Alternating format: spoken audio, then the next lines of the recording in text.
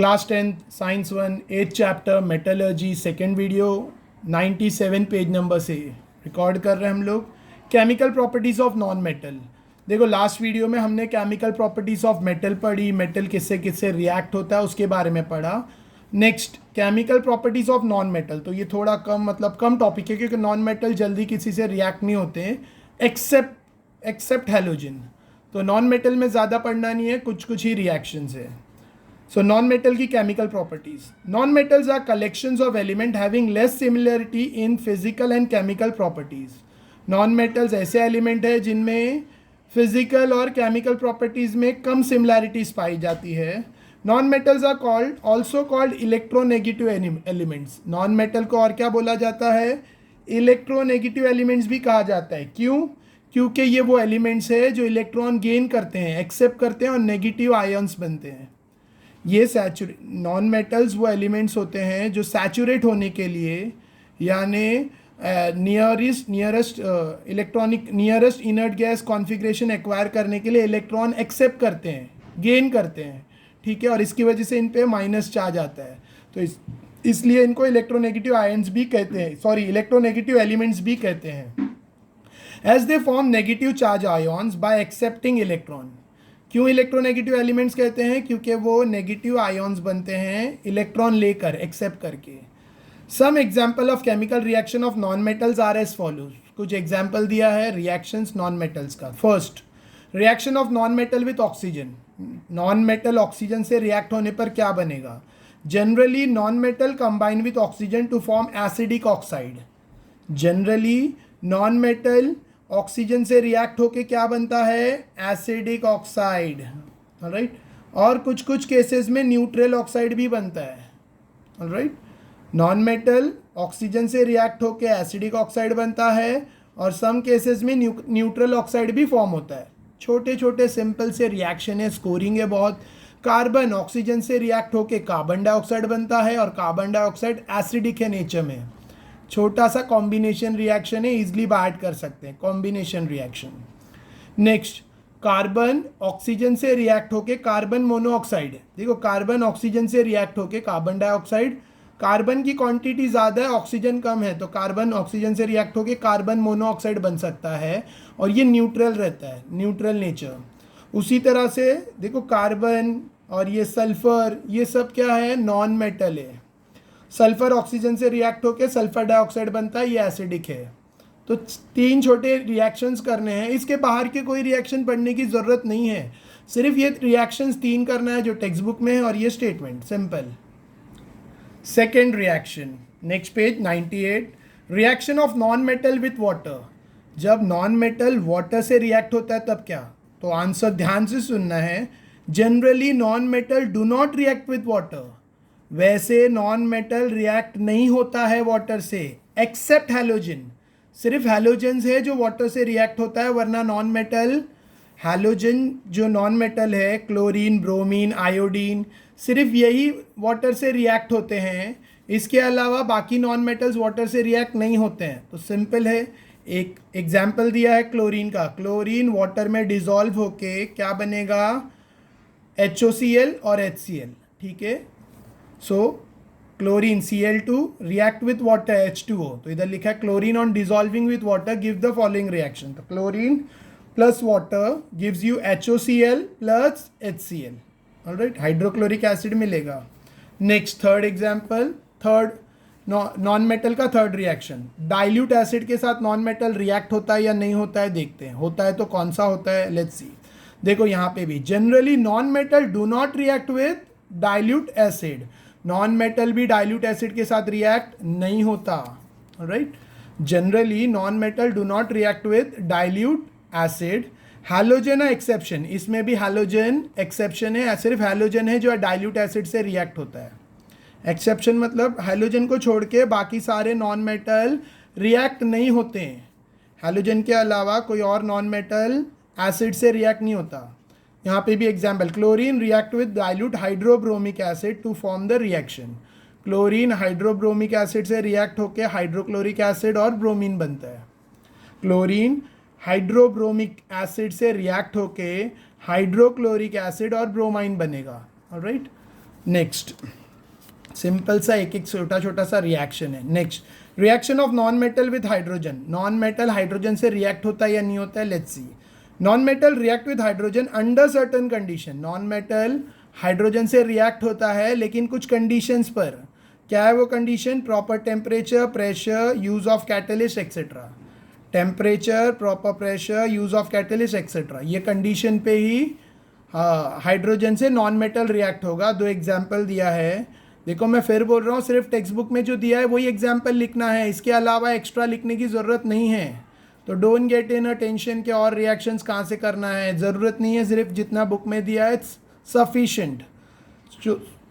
Sulphur plus hydrogen give you hydrogen sulphide gas. S plus H2S. Sulphur plus hydrogen, hydrogen sulphide H2S. N2 3H2. Nitrogen plus hydrogen क्या मिल रहा है? NH3. Alright, तो it's simple, बहुत simple है. Next, use your brain power. In the reaction between chlorine and HBr, a transformation of HBr into Br2 takes place. देखो ये वाले reaction की बात चल रही है. इसमें HBr से Br2 बन गया, यानी HBr ने ये जो Br था H को लूज किया, हाइड्रोजन इधर लूज हुआ और क्लोरीन ने हाइड्रोजन गेन कर लिया. ठीक है, सो क्या ये ऑक्सीडेशन रिएक्शन है? हाइड्रोजन लॉस हो रहा है. In the reaction between chlorine and HBr, a transformation of HBr into Br2 takes place. Can this transformation be called oxidation? तो आंसर इज yes. इसको ऑक्सीडेशन बोल सकते हैं, हाँ बोल सकते हैं. Which is the oxidant that brings about oxidation? इसमें कौन ऑक्सीडेंट है जिसकी वजह से ऑक्सीडेशन हुआ? तो क्लोरीन. क्लोरीन की वजह से ब्रोमीन Br था वो Br2 बन गया. ब्रोमीन HBr, H के साथ उसका कंपाउंड था, उसका H से बॉन्ड टूट गया और सिर्फ Br2 बन गया. सो यहाँ पे क्लोरीन ऑक्सीडेंट है. नेक्स्ट इंपॉर्टेंट टॉपिक है ionic compound. Ionic compound. Ionic compound क्या होता है? The compound form from 2 units. 2 unit से बना हुआ कंपाउंड रहता है, नेमली कटायन एंड अनायन. इसमें 2 जन रहते हैं पार्टिसिपेंट, एक कटायन होता है. बहुत सारे टीचर्स को कैशियंस भी कहते हैं, एनियन भी कहते हैं, लेकिन ये proper pronunciation cation anion. Cation means positive ion, anion means negative ion, are called ionic compound. Ionic compound में 2 यूनिट होते हैं, एक पॉजिटिव आयन, एक नेगेटिव आयन. ये दोनों मिलके क्या बनता है? Ionic compound. The cation and anion being oppositely charge. ये दोनों अपोजिट चार्ज रहते हैं. देखो याद रखो, cations means positive charge, anion means negative charge. Alright, positive charge ion, negative charge ion, दोनों अपोजिटली चार्ज आयन्स है, दोनों अपोजिटली चार्ज रहते हैं. There is an electrostatic force of attraction between them. क्योंकि दोनों आयन अपोजिट चार्ज रहते हैं, इसके लिए दोनों के बीच में एक फोर्स रहता है जिसको इलेक्ट्रोस्टैटिक फोर्स ऑफ अट्रैक्शन कहते हैं. इसका एग्जाम्पल दूंगा तो जल्दी समझेगा. एग्जाम्पल है Na plus sodium, Na plus Cl minus chlorine. तो Na plus, Na electron donate किया, क्लोरीन ने इलेक्ट्रॉन एक्सेप्ट किया. ये पॉजिटिव आयन है, नेगेटिव आयन है. इस पे प्लस चार्ज है, इस पे माइनस चार्ज है. Opposite charge attract each other. Opposite unlike charges attract each other. दोनों अपोजिट चार्ज है, प्लस माइनस दोनों एक दूसरे को अट्रैक्ट करते हैं और सोडियम क्लोराइड यानी नमक बनता है. सोडियम क्लोराइड मीन्स नमक का जन्म हुआ, नमक का दाना. ठीक है, नमक जो हम लोग खाते हैं, सोडियम क्लोराइड जो हम हमारे खाने में डालते हैं स्वाद अनुसार नमक, वो इससे बॉर्न होता है. ठीक है, सो समझने के लिए यहाँ दिया आयोनिक कंपाउंड अपोजिटली चार्ज रहता है और दोनों के बीच में कौन सा फोर्स रहता है? Electrostatic force of attraction. जो प्लस माइनस चार्ज से फोर्स होता है उसे कहते हैं electrostatic force of attraction between them. You know that this force of attraction between cation and anion is called as ionic bond. ठीक है, 9th में भी पढ़ा होगा. ये जो कैशियंस और एनियन के बीच में जो चार्ज है, मैं दोनों टाइप से प्रोनाउंस कर रहा हूँ, ये पॉजिटिव और नेगेटिव आयन के बीच में जो चार्ज है उसमें जो उसकी वजह से जो बॉन्ड बना है उसे कहते हैं आयोनिक बॉन्ड. ठीक है, ये जो फोर्स है अट्रैक्शन का अपोजिट चार्ज आयन के बीच में, पॉजिटिव नेगेटिव चार्ज आयन के बीच में, उसकी वजह से जो बॉन्ड, जो रिश्ता बनता है, ठीक है, उसे कहते हैं आयोनिक बॉन्ड. तो सोडियम और क्लोरीन के बीच में जो रिश्ता बना है, ठीक है, वो है आयोनिक रिश्ता यानी आयोनिक बॉन्ड. थोड़ा सा फ़नी बना के एक्सप्लेन कर रहा हूँ ताकि डायरेक्ट ब्रेन में सेट हो जाए, ठीक है। The number of cation and anion in a compound and the magnitude of electric charge on them is such that the positive and negative charge balance each other, ठीक है। देखो जितना left side पे जितना पॉजिटिव आयन रहेगा उतना ही negative ion रहेगा। अगर 5 कटायन है तो 5 ही एनायन होगी, ठीक है। ये 7 है तो ये भी 7 रहेगा। दोनों एक दूसरे को बैलेंस करेगा, दोनों एक दूसरे को बैलेंस करेगा, ठीक है। तो the number of positive and negative ion in a compound and the magnitude of electric charge, और उनके ऊपर जो इलेक्ट्रिक चार्ज का मैग्नीट्यूड है, ठीक है, बैलेंस करेगा ईच अदर, मतलब पॉजिटिव और नेगेटिव चार्ज एक दूसरे को बैलेंस करेंगे। मैं एक और एग्जांपल देता हूँ ताकि अच्छे से समझ में आ जाए। देखो मैग्नीशियम 2 इलेक्ट्रॉन डोनेट करता है, मैग्नीशियम हमेशा 2 इलेक्ट्रॉन डोनेट करता है, तो उस पर 2+ चार्ज आता है। और क्लोरीन एक ही इलेक्ट्रॉन एक्सेप्ट कर सकता है, तो उस पर 1- चार्ज आता है। सोडियम एक ही डोनेट करता है, क्लोरीन एक ही एक्सेप्ट करता है, दोनों के बीच में सीधा सीधा बॉन्ड बन जाता है NaCl। लेकिन मैग्नीशियम 2 डोनेट करता है, तो एक क्लोरीन एक ही एक्सेप्ट करेगा, तो और एक इसका एक्स्ट्रा इलेक्ट्रॉन लेने के लिए कौन और एक क्लोरीन लगेगा। यानी मैग्नीशियम 2 क्लोरीन के साथ बॉन्ड बनाएगा, और मैग्नीशियम का बॉन्ड ऐसा बनता है MgCl2, एक मैग्नीशियम 2 क्लोराइड, ठीक है। एक मैग्नीशियम को 2 क्लोरीन के साथ बॉन्ड बनाना पड़ता है, रिश्ता बनाना पड़ता है, ठीक है। एक मैग्नीशियम 2 क्लोरीन के साथ शादी करता है सैचुरेट होने के लिए, क्योंकि उसके पास 2+ चार्ज है और क्लोरीन के पास 2- चार्ज है, ठीक है। बॉन्डिंग करता है, शादी नहीं, सॉरी, बॉन्डिंग। नेक्स्ट, लेकिन याद रखो एलिमेंट को सैचुरेट होने के लिए बॉन्ड बनाने पड़ते हैं, ऑलराइट। नेक्स्ट लेट्स सी, हम कहाँ थे, या सो वही लिखा है यहाँ पे, जितना पॉजिटिव चार्ज है उतना नेगेटिव चार्ज रहेगा, बैलेंस करेगा दोनों एक दूसरे को। As a result an ionic compound is electrically neutral, और इसके लिए कहा जाता है कि जो आयोनिक कंपाउंड फॉर्म होता है इसको इलेक्ट्रिकली न्यूट्रल कहते हैं।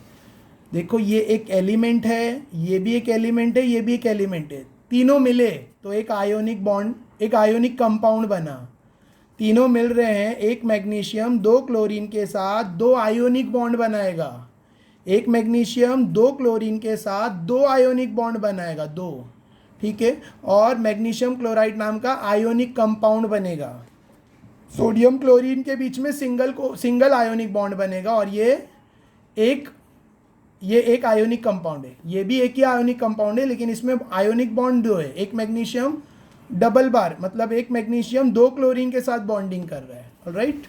नेक्स्ट, और इसलिए उसको न्यूट्रल कहते हैं। देखो इसके ऊपर कोई नेट चार्ज नहीं रहता है, क्योंकि जितना प्लस चार्ज है उतना माइनस चार्ज है। यहाँ पे 1 प्लस है तो 1 माइनस है, यहाँ पे 2 प्लस है तो 2 माइनस है, लेकिन 2 माइनस अलग अलग क्लोरीन पर है। इसके लिए मैं 2 एग्जाम्पल दे रहा हूँ। सोडियम क्लोराइड का एग्जाम्पल दिया जो 9th में भी पढ़ा होगा, और ये एक एक्स्ट्रा एग्जाम्पल दिया मैंने मैग्नीशियम क्लोराइड का। Next, ionic compound are crystalline in nature. Ionic compound दानेदार होते हैं। देखो 2 टाइप के नेचर होते हैं, एमॉर्फस और क्रिस्टलाइन। एमॉर्फस नेचर यानी आटे की तरह, जो टेल्कम पाउडर घर में होता है ना, पाउडर, उसको एमॉर्फस कहते हैं, ठीक है। और क्रिस्टलाइन नमक के दाने की तरह, शक्कर के दाने की तरह, उसको क्रिस्टलाइन कहते हैं। क्रिस्टलाइन दानेदार, गेहूं के दाने होते हैं, नमक के दाने होते हैं, वो सबको क्रिस्टलाइन कहते हैं। और हल्दी का पाउडर होता है, मिर्च का पाउडर होता है, वो सब amorphous. So ionic compound crystalline रहते हैं नेचर में। The surface of all the particle of crystalline substance have a definite shape and are smooth and shiny. हर एक का क्रिस्टलाइन पार्टिकल का जो सरफेस रहता है उसका डेफिनेट शेप रहता है, प्रॉपर शेप रहता है, वो बहुत स्मूथ रहते हैं, ठीक है। बहुत बोलते हैं ना प्लेन रहते हैं, एकदम स्मूथ और शाइनी, चमकदार होते हैं। The regular arrangement of ion in a solid ionic compound is responsible for their crystalline nature. इनका नेचर क्रिस्टलाइन क्यों रहता है? क्योंकि इसमें रेगुलर अरेंजमेंट होता है आयन का। आयॉन्स जो रहते हैं plus minus ions ionic bond में, आयोनिक कंपाउंड में जो प्लस माइनस आयन रहते हैं वो रेगुलर पैटर्न में अरेंज रहते हैं, ठीक है। अलग अलग आयोनिक कंपाउंड में अलग अलग स्टाइल में अरेंज रहते हैं एटम्स, ठीक है। इसकी वजह से उनका एक प्रॉपर क्रिस्टलाइन, इनका एक प्रॉपर शेप रहता है। And therefore the shape of this crystals are different. और अलग अलग आयोनिक कंपाउंड में अलग अलग अरेंजमेंट रहता है, इसके लिए शेप भी अलग अलग क्रिस्टल में अलग अलग शेप रहता है।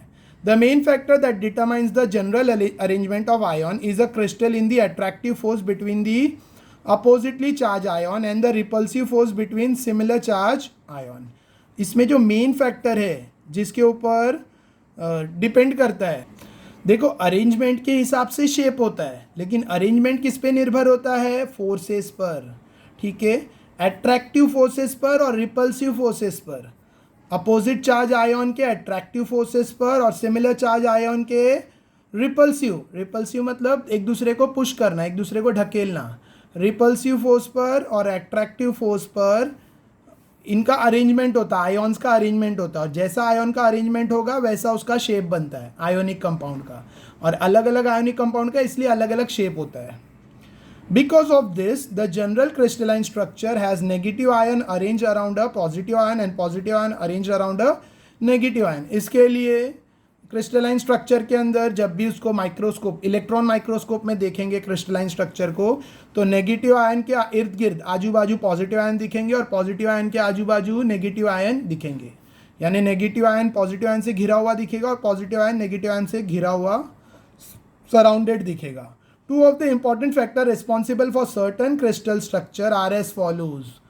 दो important factor जो क्रिस्टल स्ट्रक्चर के लिए जिम्मेदार है वो दिए हैं यहाँ पे। फर्स्ट, पहला है size of positive and negative charge ion. पहला फैक्टर क्या है? साइज क्या है, पॉजिटिवली चार्ज और नेगेटिव चार्ज आयन का साइज क्या है। सेकंड, मैग्नीट्यूड क्या है, यानी उसकी मैग्नीट्यूड क्या है उसकी चार्ज की, ठीक है, चार्ज कितना है, एक चार्ज है, दो चार्ज है, 3 चार्जेस है। जैसे यहाँ पे मैंने बताया ना, मैग्नीशियम का 2 है, 2 मैग्नीट्यूड्स है, और क्लोरीन का 1 मैग्नीट्यूड है, सोडियम का 1। तो एक तो क्या साइज है आयन का, और दूसरा पॉजिटिवली या नेगेटिवली चार्ज जो भी आयन है उसका साइज क्या है, और दूसरा उसका पावर कितना है, मैग्नीट्यूड कितना है उसके चार्ज का। The electrostatic attraction in the neighbouring ion with opposite charge is very strong. अब ये जो फोर्स होता है ना, आयोनिक फोर्स, आयोनिक बॉन्ड जो बनता है, आयोनिक बॉन्ड आयोनिक फोर्स, तो ये बहुत स्ट्रॉन्ग रहता है। क्यों? क्योंकि अपोजिट चार्ज का अट्रैक्शन रहता है, इलेक्ट्रोस्टैटिक अट्रैक्शन नेबरिंग आयन का विद अपोजिट चार्ज वाले आयन्स के साथ जो नेबरिंग रहते हैं, नेबरिंग अपोजिट चार्ज आयन के साथ जो इलेक्ट्रोस्टैटिक अट्रैक्शन रहता है, यानी बॉन्डिंग रहती है, फोर्स रहता है, वो बहुत स्ट्रॉन्ग रहता है। That is why the melting point ionic compound are high. इसके लिए आयोनिक कंपाउंड का जो मेल्टिंग पॉइंट है, यानी वो बहुत हाई टेम्परेचर पे पिघलते हैं। Also the ionic compound are hard. इसके अलावा आयोनिक कंपाउंड बहुत कड़क होते हैं और नाजुक होते हैं। कड़क होते हैं लेकिन नाजुक होते हैं, ठीक है। एग्जाम्पल देखो, हार्ड और ब्रिटल का एक एग्जाम्पल है ग्लास बहुत हार्ड होता है लेकिन इतना नाजुक होता है कि हाथ से गिरते ही टूट जाएगा। या बोर्ड पे लिखने के लिए एक चौक होता है, वाइट चौक, देखने में बहुत हार्ड होता है लेकिन हाथ से गिरते ही टूट जाएगा। तो हार्ड और ब्रिटल, कड़क होता है बट नाजुक रहता है, ठीक है। सॉफ्ट नहीं रहता है, हार्ड कड़क होता है बट नाजुक रहता है, यानी इजली टूट जाएगा। और मेल्टिंग पॉइंट बहुत हाई रहता है, यानी बहुत ज़्यादा टेम्परेचर पे पिघलेगा। Next is properties of ionic compound. तो यहाँ पे एक फिर से एक्सपेरिमेंट दिया है जो स्कूल लैब में करना है। एक चीज़ और, एक स्टूडेंट ने पूछा सर ये एक्सपेरिमेंट एग्जाम में पूछते हैं, तो आंसर इज़ नो। प्रैक्टिकल में पूछ सकते हैं, यानी स्कूल में जो प्रैक्टिकल एग्ज़ाम है उसमें टीचर ने आखिर कराया है ये तो लेंगे, वरना ये एग्ज़ाम में इसमें से कुछ नहीं आता है। तो no need to put more concentration, सिर्फ एक बार रीड करो, अंडरस्टैंडिंग लो, दैट्स इट। अगर स्कूल लैब में या कहीं पे कर सकते हैं तो ये ट्राई करो। General properties of ionic compound. The attractive forces between the positive and negative charge ion is strong. Therefore, the ionic compound exists in solid state and are hard. ठीक है, देखो पॉजिटिव और नेगेटिव चार्ज के बीच में जो attractive force है बहुत strong होता है, ठीक है। इसके लिए आयोनिक कंपाउंड सॉलिड स्टेट में पाए जाते हैं और कड़क होते हैं, हार्ड होते हैं। एक प्रॉपर्टी। दूसरा देखो, प्रॉपर्टीज इंपॉर्टेंट है, एग्जाम में पूछते हैं properties of ionic compound. Second property, the ionic compound of brittle, नाजुक होते हैं, and can be broken into species by applying pressure. उन पे प्रेशर डालने पर उनको छोटे छोटे टुकड़ों में तोड़ा जा सकता है। आयोनिक कंपाउंड बहुत नाजुक होते हैं, प्रेशर डालने पर उनको छोटे छोटे पीसेस में उनका भुक्का किया जा सकता है, तोड़ा जा सकता है। Third, the intermolecular force of attraction is high in ionic compound and large energy is required to overcome it. उनके बीच में जो इंटरमॉलिक्यूलर, तोड़ना आसान है लेकिन उनके मॉलिक्यूल्स को सेपरेट करना, यानी सोडियम और क्लोराइड का मैंने एग्जांपल दिया Na+ NaCl, ठीक है। तो ये मॉलिक्यूल है NaCl, ये एक मॉलिक्यूल है आयोनिक कंपाउंड का। इसमें Na को Cl से अलग करना, इसमें बहुत एनर्जी लगती है, यानी पॉसिबल नहीं है, ठीक है, मुश्किल है। पॉसिबल है बट मुश्किल है, पॉसिबल है बट उसमें ज़्यादा एनर्जी लगती है। The intermolecular force of attraction is high in ionic compound and large energy is required to overcome it. इनका इंटरमॉलिक्यूलर आपस में इनका जो फोर्स ऑफ अट्रैक्शन रहता है बहुत ज़्यादा रहता है, और उनको सेपरेट करने के लिए, उसको कवर करने के लिए बहुत एनर्जी लगती है। Therefore the melting and boiling point of ionic compound are high. इसके लिए आयोनिक कंपाउंड का मेल्टिंग पॉइंट यानी पिघलने वाला, और बॉइलिंग पॉइंट उबाल, देखो पिघलना मेल्ट होना और उबाल आना, इसका जो टेम्परेचर है वो हाई है आयोनिक कंपाउंड में। Next, ionic compound are water soluble. पानी में आयोनिक कंपाउंड ईजिली घुल जाते हैं। नमक को पानी में डालो और थोड़ा सा स्पून से स्टीर करो तो घुल जाएगा। आयोनिक कंपाउंड पानी में आसानी से घुल जाते हैं, वाटर सॉल्युबल रहते हैं। This is because the water molecule Orient in the particular manner around the ion separate by dissociation process. ऐसा क्यों होता है? क्योंकि वाटर के जो मॉलिक्यूल है जो आयन के सराउंडिंग में रहते हैं वो उसको डिसोसिएट कर देते हैं, ठीक है, यानी उसके बॉन्ड्स को ब्रेक कर देते हैं और खुद बॉन्ड बना लेते हैं। As a result of this the new force of attraction is establish between the ion and the surrounding water molecule. इसकी वजह से उनका आपस, जैसे सोडियम क्लोराइड का बॉन्ड है तो इसको पानी में डालने पर ये बॉन्ड टूट जाता है, Na+ अलग हो जाता है और ये वाटर और Cl- अलग हो जाता है पानी में घुलने पर, ठीक है। और पानी में घुल के Na+ अलग हो जाता है वाटर के साथ और Cl अलग बॉन्ड बनाने लगता है वाटर के साथ। This is because the water molecule Orient in particular manner, क्योंकि वाटर मॉलिक्यूल अलग तरीके से उनके इर्द गिर्द बॉन्डिंग करने लगता है और हर एक आयन्स को सेपरेट कर देता है। ये प्रोसेस को डिसोसिएशन प्रोसेस भी कहते हैं। इसकी वजह से नए फोर्सेस डेवलप होते हैं अट्रैक्शन के आयन्स के बीच में and the surrounding water molecule और वाटर मॉलिक्यूल्स के बीच में, replacing the original intermolecular attraction, और ओरिजिनल इंटरमॉलिक्यूलर अट्रैक्शन चेंज हो जाता है। एंड एक्वेस इंटरमॉलिक्यूलर अट्रैक्शन मतलब जो उनके बीच में जो फोर्स था, strong force plus minus charge का इलेक्ट्रोस्टैटिक फोर्स, वो डिसोसिएट, वो ब्रेक डाउन हो जाता है, ब्रेक डाउन होने लगता है। An aqueous solution of ionic compound of form, जिसकी वजह से एक्वेस सोल्यूशन यानी पानी में घुला हुआ, एक्वेस मतलब पानी में घुला हुआ आयोनिक कंपाउंड का सोल्यूशन बनता है। Ionic compound are however insoluble in solvent like kerosene and petrol. Ionic compound kerosene, घासलेट और पेट्रोल में सॉल्युबल नहीं है, उसमें घुलते नहीं है, लेकिन वाटर में सॉल्युबल है। This is because unlike water a new attractive force can not be establish in this solvent. ये सॉल्वेंट में नया अट्रैक्टिव फोर्स एस्टैब्लिश नहीं होता इस वजह से। नेक्स्ट, कुछ प्रॉपर्टीज़ दी है आयोनिक कंपाउंड की, नॉन आयोनिक कंपाउंड भी इसमें काउंट हुआ है, ठीक है। कुछ प्रॉपर्टीज़ यहाँ पे दी हुई है आयोनिक कंपाउंड की, जैसे कि वाटर की पहले दी है। वाटर नॉन आयोनिक कंपाउंड है, उसका मेल्टिंग पॉइंट 0 है, बॉइलिंग पॉइंट 100 है। जिंक क्लोराइड आयोनिक कंपाउंड है, मेल्टिंग पॉइंट 290 है, boiling point 732। Magnesium chloride ionic compound है, मेल्टिंग पॉइंट 714 740 डिग्री सेल्सियस और boiling point 1412 degree Celsius. Sodium chloride ionic compound है, melting point 801 degree Celsius, boiling point 1465 degree Celsius. Sodium bromide, potassium chloride, magnesium chloride, सब ionic compound है, तीनों का melting point और boiling point degree Celsius में दिया है। सो अब ये किस में पूछ सकते हैं? ये क्वेश्चंस आपको मैच द कॉलम में आ सकता है, ऑप्शनल ब्लैंक्स में आ सकता है, ठीक है। Next, metallurgy. एक प्रॉपर्टी रह गई आयोनिक कंपाउंड की, मैंने देखा नहीं लेफ्ट साइड पे, पहले वो करेंगे फिर metallurgy. The ionic compound can not conduct electricity when in solid state. In this state the ions can not leave their places. However, यहाँ तक पहले देख लेते हैं। देखो, ionic compound electricity, ionic compound से करंट फ्लो नहीं होता है। सॉलिड स्टेट में आयोनिक कंपाउंड से करंट फ्लो नहीं होता है क्योंकि वो अपनी जगह नहीं छोड़ सकते। हाउएवर इन द फ्यूज यानी मोल्टन स्टेट, लेकिन अगर मोल्टन पिघला हुआ रहेगा या पानी में डिजॉल्व रहेगा, ठीक है, एक्वेस सोल्यूशन रहेगा या मोल्टन पिघला हुआ रहेगा, दे कैन कंडक्ट इलेक्ट्रिसिटी, तो उसमें से इलेक्ट्रिसिटी फ्लो होती है। As in this state the ions are mobile, क्योंकि फ्यूज स्टेट या मोल्टन स्टेट में आयॉन्स मूव हो सकते हैं। मोबाइल मीन्स कैन मूव, एक जगह से दूसरी जगह जा सकते हैं। इसके लिए फ्यूज स्टेट या मोल्टन स्टेट से इलेक्ट्रिसिटी कंडक्ट होगी, लेकिन सॉलिड स्टेट में से इलेक्ट्रिसिटी कंडक्ट नहीं होगी। The aqueous solution of ionic compound conduct electricity, तो ये फ्यूज्ड और मोल्टन के अलावा एक्वेस पानी में घोलने पर भी आयोनिक कंपाउंड से इलेक्ट्रिसिटी फ्लो होती है, as they contain the dissociated ions, क्योंकि इनके अंदर उस वक्त डिसोसिएटेड, यहाँ पे मोबाइल भी रहते हैं और आयॉन्स डिसोसिएटेड रहते हैं। On passing current through the solution the ion moves the oppositely charge electrode, जब इसमें से करंट फ्लो होता है तो आयॉन अपोजिट चार्ज वाले इलेक्ट्रोड की तरफ फ्लो होते हैं।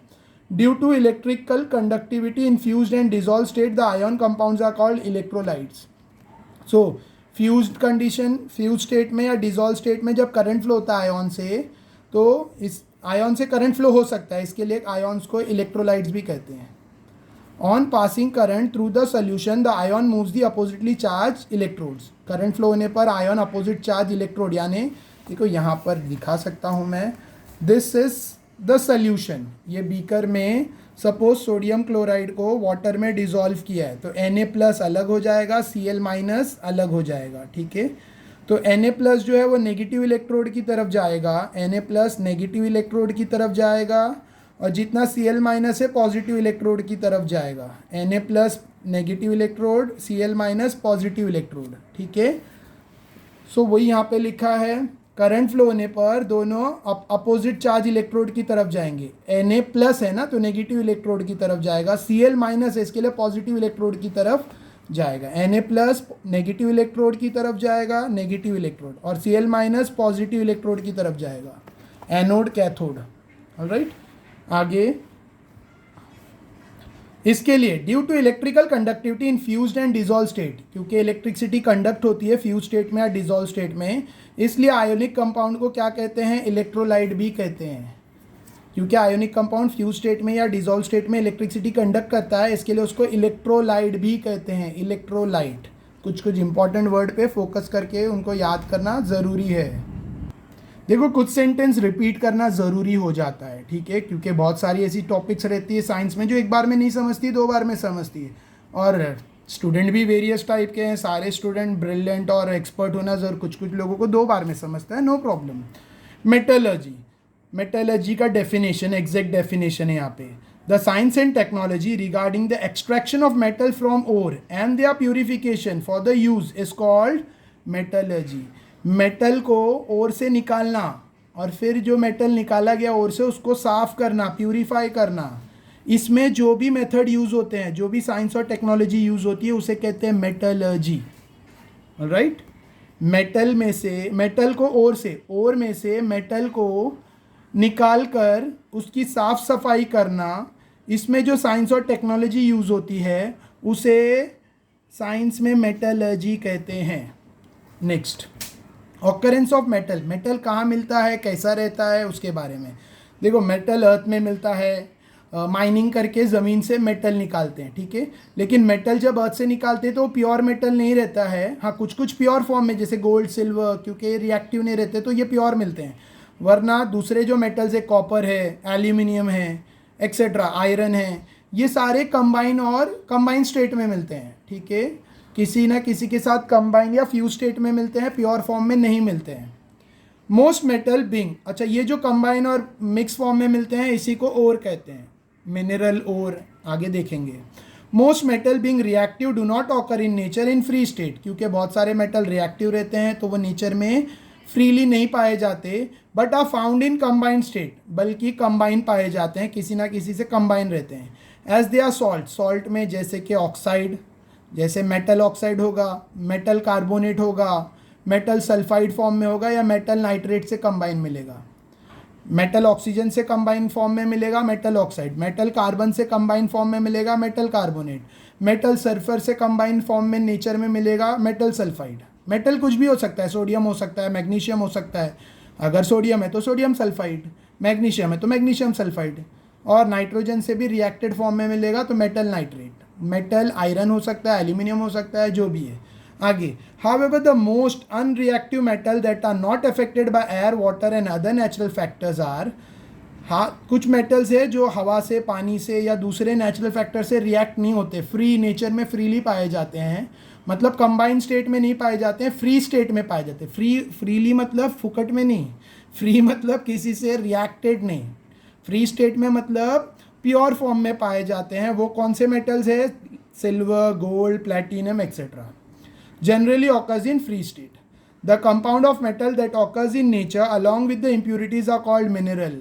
जो कंपाउंड, मेटल के जो कंपाउंड नेचर में पाए जाते हैं, ठीक है, इम्प्यूरिटीज़ के साथ, यानी उसके साथ जो कचरा और जो अनवांटेड इम्प्यूरिटीज़, मतलब हमें जो नहीं चाहिए, मेटल के साथ जो नहीं चाहिए, यानी सैंड है, सिलिका है और सॉइल है, जो मेटल के साथ नहीं चाहिए, वाटर क्रिस्टल्स है, तो वो सबको इम्प्यूरिटीज़ कहते हैं।